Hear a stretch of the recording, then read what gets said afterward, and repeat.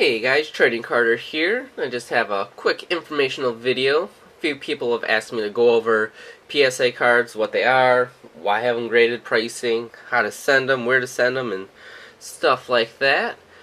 So here we go. Just a quick little video for you guys.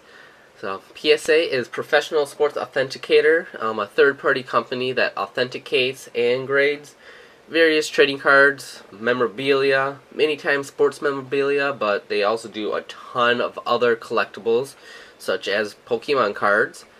PSA is a good way to raise the value of your collectibles versus just having like a raw card or just like an autographed baseball bat that you can just throw out there. Nobody knows if it's a real autograph or not. So it's a great way to have them do that, because they don't just grade the stuff, they authenticate it. The authentication is a big part of what PSA does. So they're one of the most trusted names in grading, and just the market of PSA cards and items proves that. So you can send your cards. There's a few different ways to send your cards. You can do it yourself. You don't need a membership to send cards, but it will bring the cost up a lot.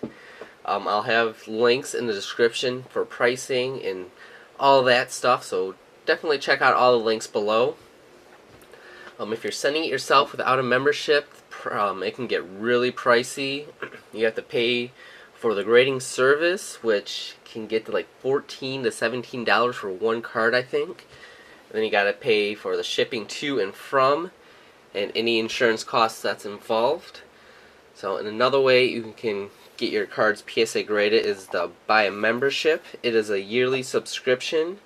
Right now there's two different subscriptions you can purchase. They both cost over $100, but you get really good promotions from PSA at different times of the month, discounts, free grades and stuff like that. So you have a high upfront cost, but you get different discounts and you get membership, stuff like that. So, and then the third way to do it is the way I do. I go through Silver Snorlax 204. He is on YouTube. He provides a PSA grading service. He is the best guy out there. I've been sending with him for almost a year now. Haven't had any problems with him. Very professional, very good at getting back to you with communication. So if you're looking to send your cards to PSA and don't want to deal with all the paperwork, membership fees, and stuff like that, sending through someone who provides a PSA service is a really good option. So definitely check that out. I'll have him linked in the description below also. So I know he charges between $8 and $11 per card. So everything in this video explains it really well. So excuse me. And so just to go over what to look for in a card when deciding if you want to send it to PSA. So I have a Gem Mint 10 here, which is the highest grade you can get. What PSA looks for is a sharpness of the corners, edges. They look for centering. They look at the surface. They look at the front and the back. You also look at the eye appeal and also printing. So there's quite a bit that they look for in a card. So definitely check out their website. It goes into much more detail what they look for. So that's a Gem Mint 10. And then a Mint 9. It's still a mint card, but there's just maybe one little thing wrong with it. Maybe a corner is not as sharp as it's supposed to be, centering off just a little bit, or just the surface. So I know with this card, it looks like centering's off a little bit. Maybe the surface is scratched because it is a Topps Chrome. So that Chrome technology can get scratched. So, and then with this one here is a near mint to mint 8.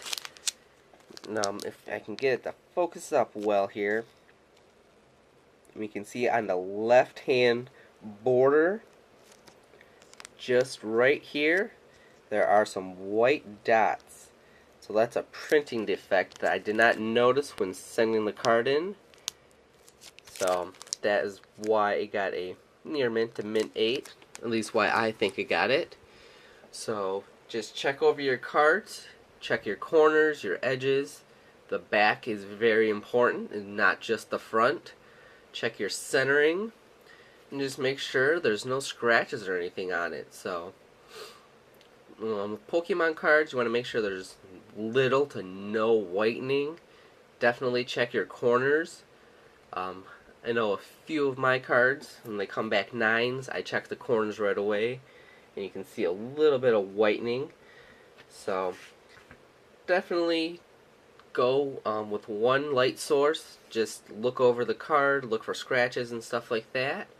And if you want to go one step further, you can pull out the magnifying glass and really check those corners and surfaces. So I think that'll be about it. So hopefully I've answered some questions. Any other questions, please let me know. I'll be more than happy to try to answer them. And like I said, definitely check out all the links in the description. I'll have a lot to PSA. I'll have a link to Silver Snorlax so you can check out his grading service. So there you go, guys. Hopefully I informed you guys. You learned something. So thanks for watching. See you later.